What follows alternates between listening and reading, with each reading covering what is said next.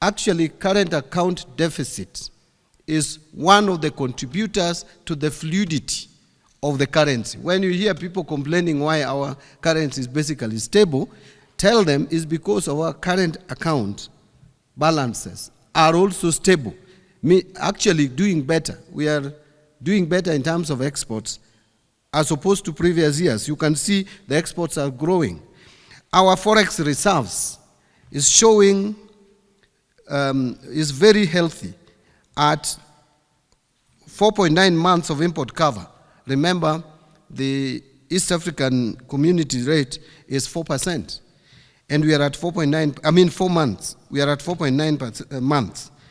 At the same time last year, it was at 3.8 months of import cover.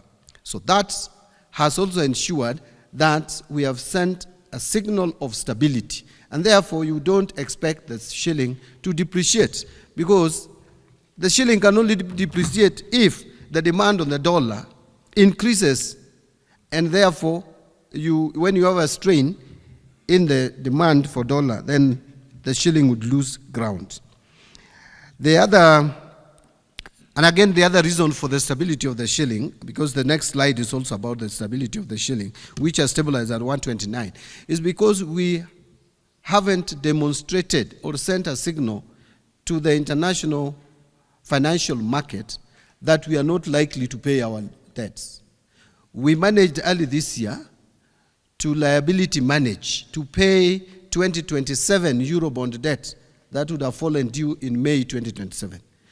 In fact, a few weeks ago, we again paid the bulk of the 2028 Eurobond. And therefore, from now to 2031, we have no pressure at all in terms of external financing of the commercial debt.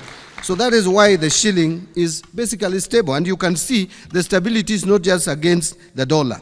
The stability is against other currencies, the sterling pound and euro. You can see the gap is basically the same. So it is not about manipulation, as some people wanted the world and everybody else to believe.